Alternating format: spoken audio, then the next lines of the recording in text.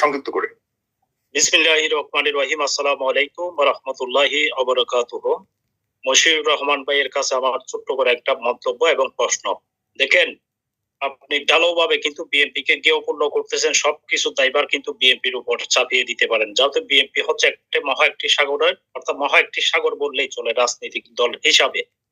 যে সাদাবাজি বিষয় নিয়ে দেখেন, বাংলাদেশে যদি সুশাসন এবং আইন প্রশাসনের মধ্য দিয়ে যদি আইন শাসন যদি প্রতিষ্ঠিত যদি করতে না পারেন, তাহলে কি মনে করতেছেন চাঁদাবাজি কি থেমে যাবে? চাঁদাবাজি কি বন্ধ হয়ে যাবে? কখনো হয়ে যাবে না। তাহলে আপনাদের এখন সমস্ত রাজনৈতিক দলের ঐক্যবদ্ধর মধ্য দিয়ে অন্তর্বর্তীকালীন সরকারের প্রতি জোর দাবি সর্বপ্রথম যেটা করতে হবে সেটা হচ্ছে আইনি শাসন এবং সুশাসন ফিরিয়ে আনতে হবে।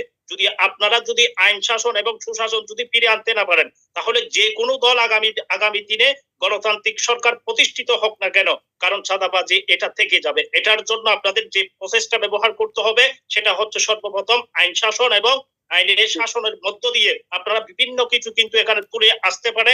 রাজনৈতিক দলগুলো পর্যন্ত কিন্তু এখানে হয়ে যাবে। কারণ যেই জায়গায় আপনারা এখন দেখতেছেন বিভিন্ন জায়গায় বিভিন্ন কিছু হচ্ছে, তবে এগুলো থেকে আপনারা এখন দেখেন, এই যে আপনারা বর্তমান শেষ করে দিচ্ছে সাগর ভাই 1 মিনিট।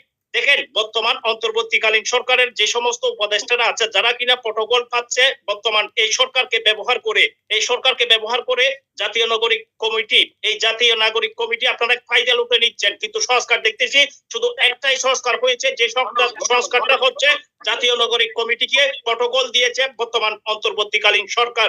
ভুলে যাইয়েন না, আপনার রেমিটেন্স যোদ্ধা, মনে রাখবেন, খুব কেয়ারফুল। ধন্যবাদ।